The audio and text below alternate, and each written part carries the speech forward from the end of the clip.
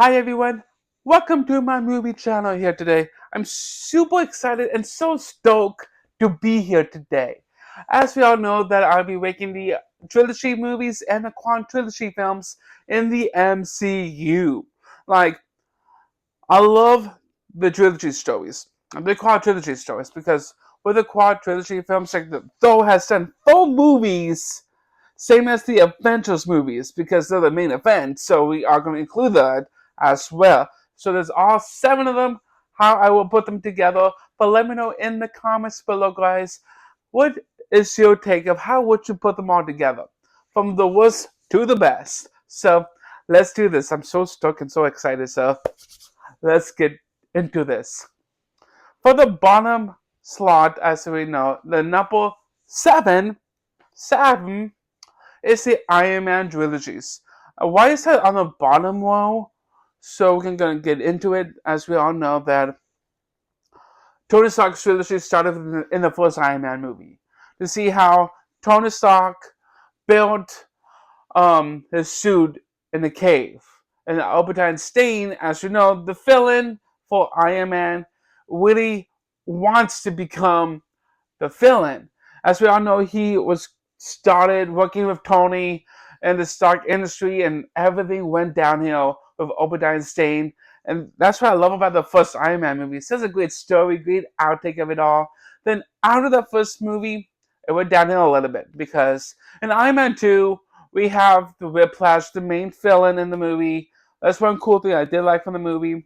But overall, the Iron Man 3 went super bad because honestly, I don't mind Iron Man 3, but there's a lot of issues with the film, a lot of bad outtake of it all because there's some villains that I don't even understand. Like, the main villain was more of the whole taking over people's bodies, making them more like the demons, like, and seeing like how this whole film really did play out. So that's why it's my number 7 pick.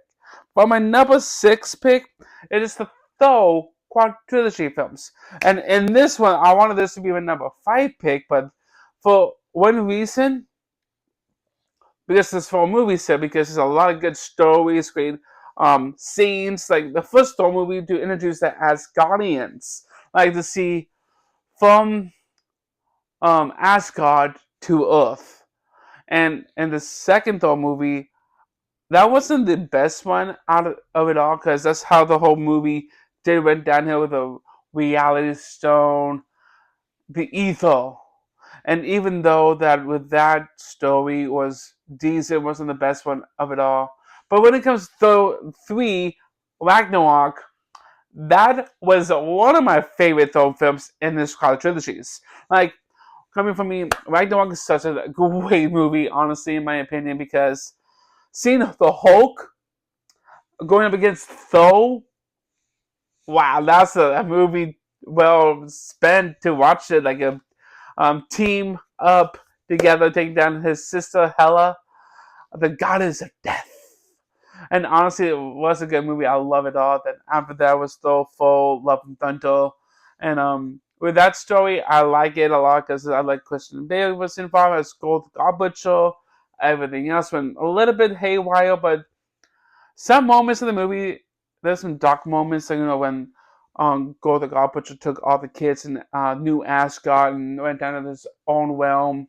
But overall, it was a fun series to watch. But the number 5 pick that beat though was the Ant-Man trilogies.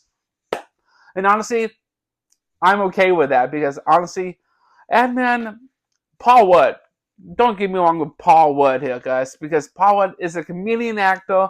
I love the man, good actor. I would love to meet him too someday. Um, I like him a lot as Ant-Man because a great take of him playing as how he can shrink down as an ant and can shrink as a giant size Ant-Man. That's what happened in Civil War. Like, the Ant-Man 1 was such a great movie to introduce him the end of Phase 2. And with Ant-Man and the Wasp, that was another good one that I did enjoy a lot of it because we have Ghost and main villain of the movie to see how it all takes in between of Avengers Infinity War. And that's where it all went down and after that part. And then in Ant-Man and the Wasp Quantumania had some downfall. in the film, because don't be honest with me, because I liked the film a little bit because of King the Conqueror was involved in the story, and my take of it all, it was like, dude, this movie is amazing because with the first Ant-Man film was Darren Cross, Yellow Jacket, and Ant-Man 2 was Ghost. Then Ant-Man 3 was King the Conqueror. Like, those three villains, great choice for Ant-Man villains, but I was sold with Paul Rudd was Ant-Man. And now, the number fourth pick was the Spider-Man trilogy in the MCU. I was like most shocking to see him was introduced in Civil War. That's where it all started when Tony Stark recruited Spider-Man to be part of his team, and after that event, he got his own solo film. Homecoming was the first one to hit theaters in I think it was 2017 or 2018, and I was like, dude, this movie is good to introduce him, to show him how it all become with him, Tony Stark as Iron Man, working together, and somehow want to take down the villain, the Vulture. With Michael Keaton as him was like amazing take of it because Michael Keaton as Batman then became a villain in the Marvel as the Vulture. Like I was like, dude, that is amazing. Like, don't get me wrong, Homecoming was an outstanding movie that I actually like a lot. Then in Spider-Man, the second one, and Spider-Man Far From Home, that closed off Phase 3, has some problems. But honestly, in my take of it all, like, I like the villain, Mysterio. Fooling Spider-Man to give Edith to Mysterio, as we know, Jake Gyllenhaal was a great choice to play as him. And I was like, okay, now we gotta know the whole outtake of it, the whole story. Mysterio was defeated in the end in London. Yes, it takes place in London. I was like, that's pretty cool. And Spider-Man 3, Far From Home. Oh, sorry, no wait, No Way Home. My bad. And Spider-Man No Way Home. That was actually in Phase 4. When I first saw this movie in theaters when it came out, I was like, oh my goodness, like seeing all three Spider-Mans in this movie was outstanding. Seeing Tobey Maguire came back and also Andrew Garfield came in, teaming up with Tom Holland and the MCU, taking down the Sinister Six team from the other Spider-Man universe, like from the Spider-Man Tobey Maguire series. We have the Green Goblin came back, amazing. We have Sandman in that one. We have what's the other one? And then we had Doctor Otto Octavius. But in the movie, he was good in the end. But I love how they did with the story with that. We have the Andrew Garfield's universe, as we know. Um, what's his name? Electro, and then the Lizard, and with the newest Spider-Man had not a lot in his own villains in this one because this whole thing was really takes it out of everything. When he went to Doctor Strange for help, erasing everyone about Peter was Spider-Man, like everything went downhill. Spider-Man trilogy was my favorite one overall. But in the number third spot is the Captain America trilogies. And coming for me with this one, there's something else to talk more about it because honestly, I love the stories of how Steve Rogers, the puny Steve Rogers, wanted to become something better for himself. And he got the super serum in him, became Captain America. It was cool to see in the first one. Then the second one, the Winter Soldier, he came back. Bucky Barnes came back in the second one, and I was like, dude, that was actually a good story to see. Bucky Barnes came back to hunt Stephen Rogers, Steve, and then in Captain America Civil War. Now that movie is really an amazing story because I love how it started off Phase 3. I love how they did it with the movie. I love how they did the trilogy together to show off Steve Rogers from the first movie to Civil War until now. Look at him now in the MCU. Now he retired. He gave his Captain America shield to Anthony Mackie. As we know, it's the new Captain America now. And for the runner-up, I know you guys are going to hate this, is the Avengers Quadrilogies. As we all know, that I love these films. I love the first Avengers movie. Age of Ultron was a decent film.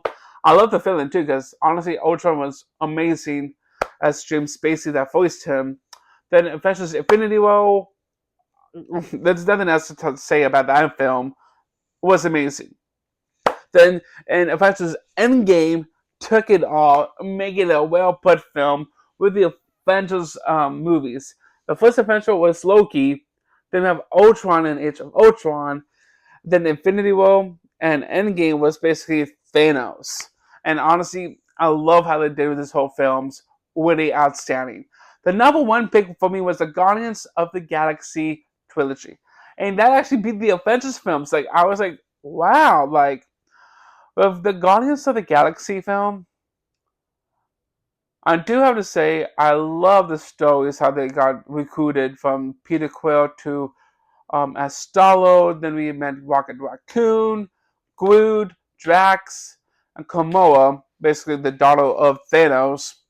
I love how they got involved with the story. With the first Guardians of the Galaxy movie was teaming up, taking down Ronan the Accuser. Then Guardians 2 was Peter's actually dad, Ego the Living Planet.